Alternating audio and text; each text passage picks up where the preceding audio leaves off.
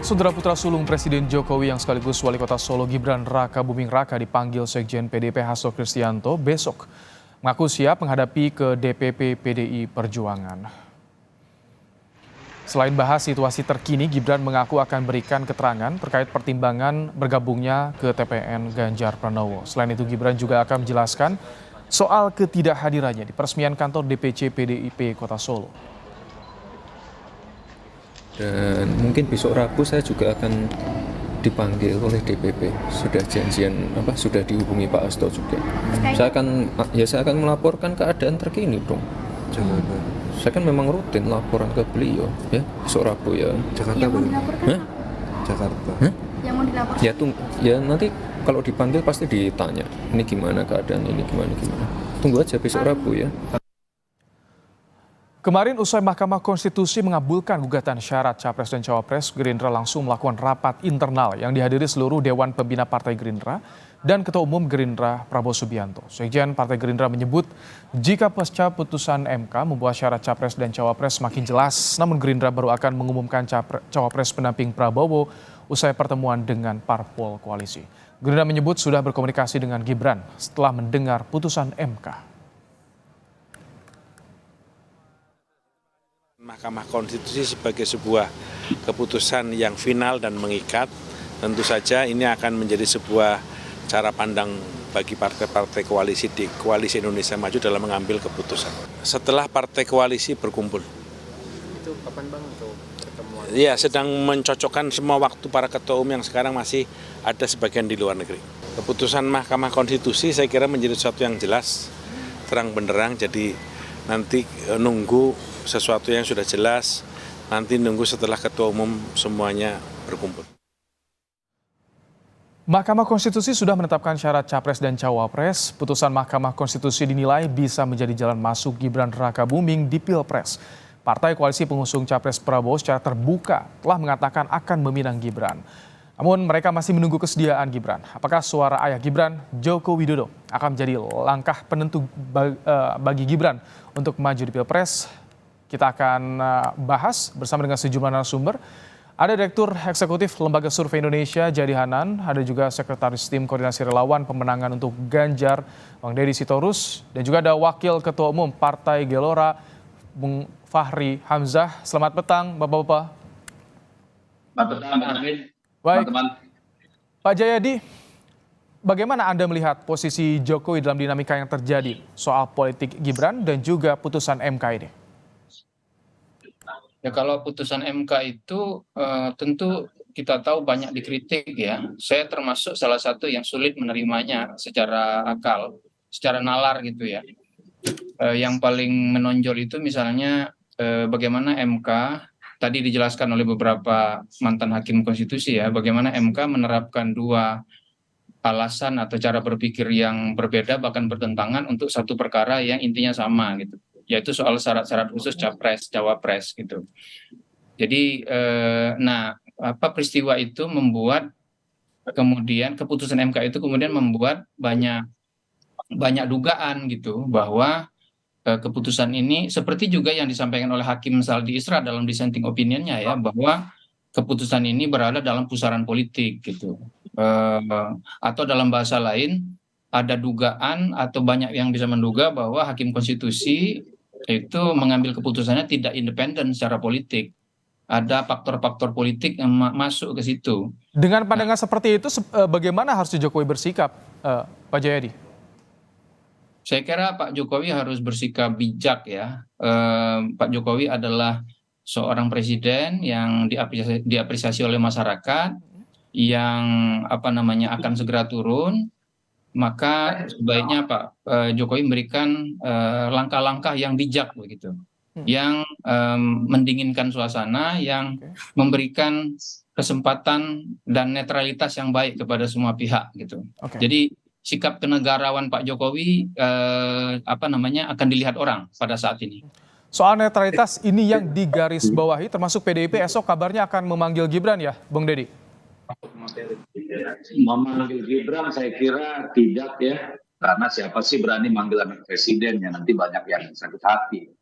Tetapi memang Pak Sekjen ada berkomunikasi dengan Gibran, mengajak bincang-bincang seperti itulah. Karena kan kita tahu ada banyak sekali spekulasi liar di mana-mana ya, yang tentu perlu perbincangan gitu. Jadi bukan dipanggil lah. Karena tidak ada alasan untuk kita manggil-manggil Gibran. Gitu. Bang Deddy, maaf itu audionya agak sedikit kurang begitu jelas, mungkin sambil diperbaiki. Jadi apa saja nanti yang akan diklarifikasi oleh PDIP pada Gibran esok hari, Bang Deddy kira-kira? Tidak ada yang diklarifikasi dan saya tekankan tidak ada dipanggil, ya. Tapi yang ada diajak berdiskusi, katakanlah berbincang-bincang karena banyaknya spekulasi liar di publik tentang situasi atau posisi Mas Gibran gitu ya. Jadi tidak dalam konteks pemanggilan itu. Jadi terserah Mas Gibran mau datang atau tidak, karena besok juga kami punya agenda-agenda penting yang cukup padat gitu. Jadi konteksnya ya kalau ada waktu gitu. Jadi bukan sesuatu yang bersifat harus gitu. Oke, Bang Fahri.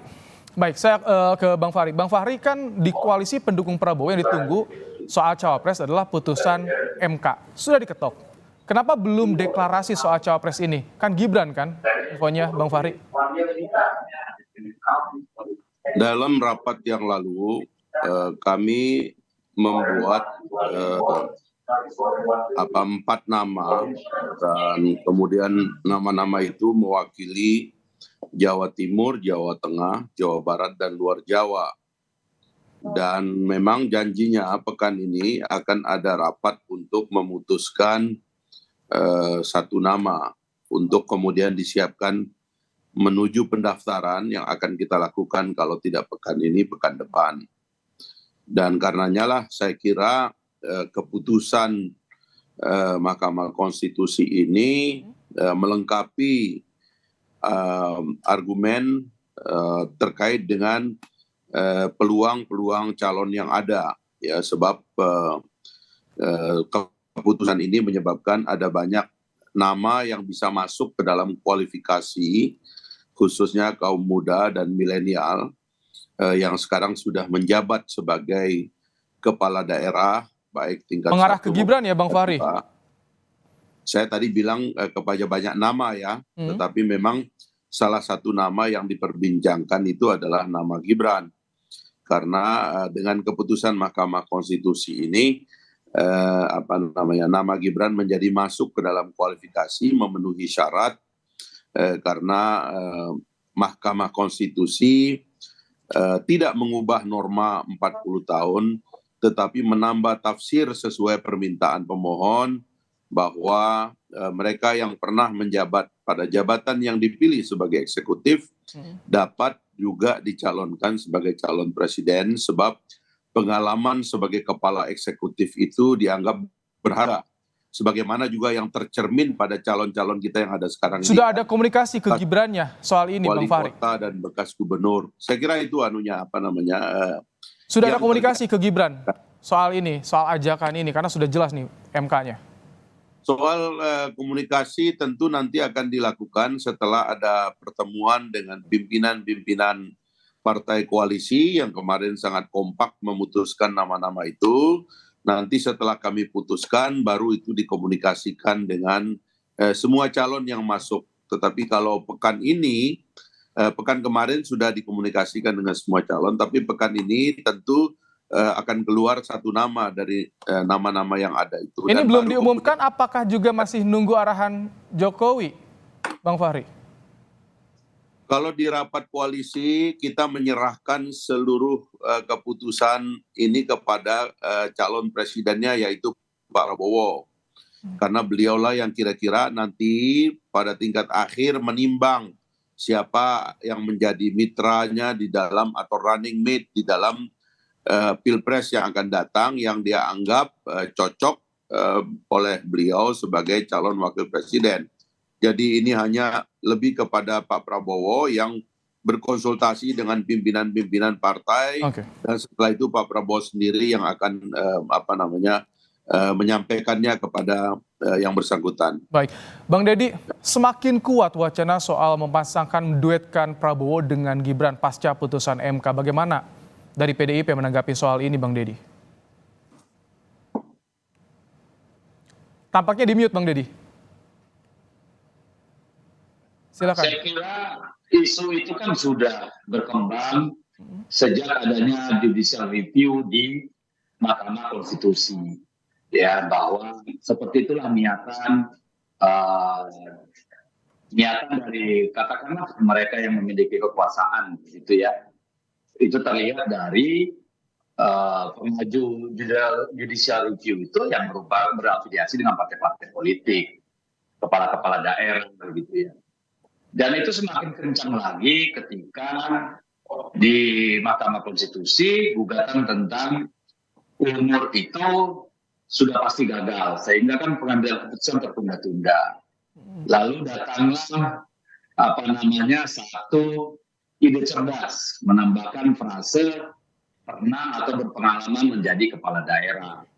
Itu sudah sangat-sangat sistematis itu, bagaimana kekuasaan politik itu masuk menjebol suatu institusi negara yang harusnya menjadi gerbang terakhir kewarasan pengelolaan kekuasaan gitu. Oke. Dan itu kan sudah jebol. Jadi dan kita lihat sendiri hasilnya. Kalau saya pribadi mengatakan itu bukan putusan MK, tapi putusan ketua MK gitu. Jadi itu realitanya. Jadi kalau ditanya ini semakin kencang, dari dulu udah kencang. Yeah. Kita tahu sudah beredar maksudnya bahwa pada 3 putusan awal itu akan ditolak, gitu ya. Tapi dan sebenarnya sudah dikunci oleh hakim MK, gitu loh. Yang menarik kan bagaimana PDIP agar Gibran juga tidak menyeberang ke koalisi lain, dan juga bagaimana apakah Jokowi ini masih menunggu untuk memberikan restu ke Gibran masuk di bursa Pilpres karena banyaknya tekanan dari publik soal dinasti politik. Kita akan bahas usai jeda, tetap bersama kami dalam Kompas Petang.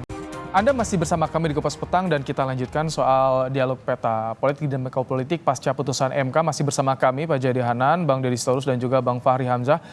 Pak Jayadi, apa sebetulnya yang ditunggu oleh Jokowi untuk memberikan restu pada Gibran di bursa Pilpres? Apakah ini juga menunggu, membaca reaksi dari masyarakat, atau bagaimana Pak Jayadi?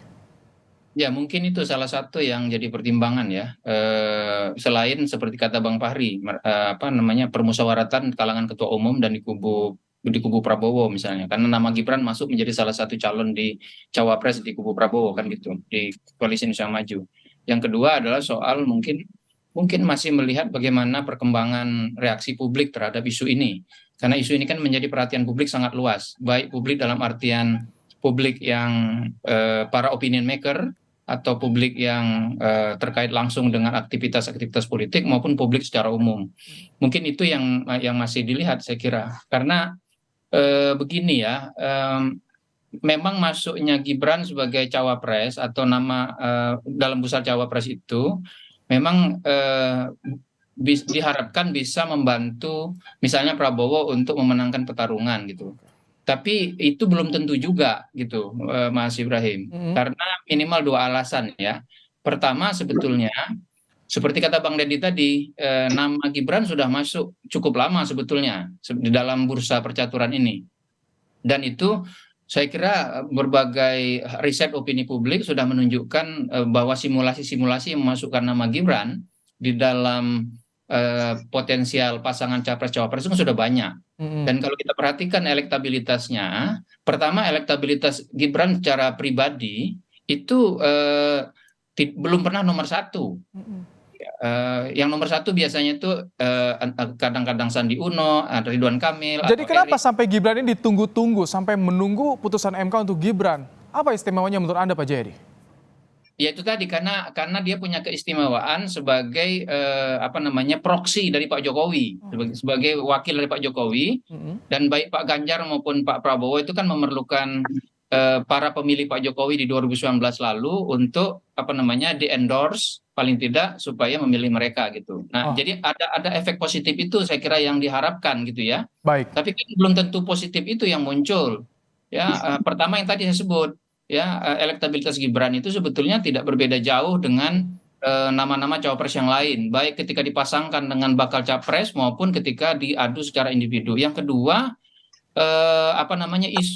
isu negatif yang selama ini muncul, misalnya isu dinasti politik, isu intervensi politik ya dan sebagainya. Itu kan belum tentu diterima secara positif oleh masyarakat pemilih dan itu kan bisa menimbulkan masalah bagi capres yang memasangkan Gibran sebagai cawapresnya. Saya ingin dari PDIP bagaimana Bang Deddy kan untuk menghindari agar Jokowi dan juga Gibran tidak menyeberang mendukung koalisi Prabowo nih. Bagaimana dari PDIP Bang Deddy?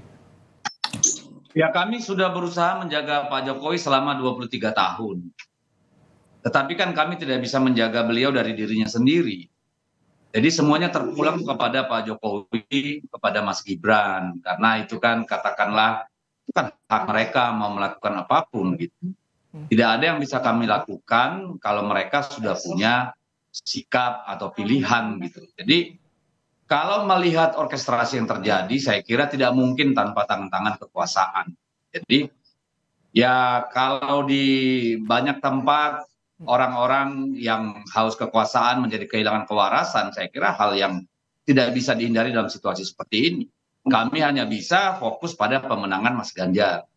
Biarlah alam semesta, biarlah masyarakat yang menilai, karena rakyat kita ini kan tidak bodoh-bodoh amat ya. Anak-anak muda kita yang menjadi pemilih terbesar di atas 52-54%, saya kira adalah orang-orang terdidik yang mampu menelaah atau katakanlah memilah-milah informasi gitu. Baik. Ini kan cara-cara yang menurut kita belum pernah terjadi di Republik ini. Bagaimana sebuah proses katakanlah pembajakan konstitusi itu dilakukan secara vulgar gitu, yang bahkan mungkin tidak terbayangkan oleh seorang Soeharto kalau menurut saya. Baik, pembajakan konstitusi itu yang disampaikan Bang Fahri, dengan adanya kritik seperti itu apakah masih tetap akan memperjuangkan mencalonkan Gibran sebagai pendamping Prabowo? Karena Pak Yusril juga bilang menyarankan tidak usah mencalonkan Gibran melihat putusan MK kemarin. Pertama, keputusan ini baik bagi bangsa kita, satu inisiatif untuk memperlebar dan memperluas kandidat, sesuatu yang saya dari dulu menginginkan, bahkan mudah-mudahan ini nanti mengarah kepada dinolkannya presidensial threshold yang oleh partai-partai itu dijadikan cara untuk menggantung calon presiden supaya datang dari kantong mereka sendiri. Ya, mereka melakukan nominasi yang disebut nomination by the oligarch itu, karena pada dasarnya mereka mau memonopoli pentiketan calon itu di kantong sendiri, lalu itu kemudian mau ngatur-ngatur calon itu dari belakang. Keputusan ini membongkar itu. Baik. Karena memberikan peluang lebih luas kepada anak-anak bangsa, anak-anak muda yang berada di seluruh Indonesia, selama dia pernah mengikuti proses elektoral, menjadi eksekutif di daerah, termasuk juga legislatif daerah, dia bisa punya peluang untuk menjadi calon presiden. Baik. Jadi keputusan ini baik, ya. Kami tangkap. Baik, konstitusional, dan itu sudah jadi kenyataan. Baik. Nah sekarang terkait Gibran, sebenarnya kita lagi memang memerlukan dia. Dan seharusnya kalau partai percaya bahwa anak-anak muda seperti Gibran juga punya kemampuan untuk memimpin, dan kemudian ada fakta bahwa memang dia dalam momentum ini sangat diperlukan untuk menjaga rekonsiliasi Pak Jokowi dan legacy yang pernah ditinggalkan untuk kepemimpinan yang akan datang. Kami tangkap. saya kira memang Gibran adalah calon yang paling kita perlukan sekarang ini. Baik. Ada penegasan dari Anda. Baik, kami tangkap Bang Fahri. Terima kasih Fahri Hamzah, Wakil Ketua Umum Partai Gelora, politisi PD Perjuangan, Bang Deddy Sitorus, dan juga Pak Jayadi Hanan. Terima kasih telah menyampaikan pandangannya dalam program Kompas Petang sore hari ini. Saya selalu Bapak-Bapak.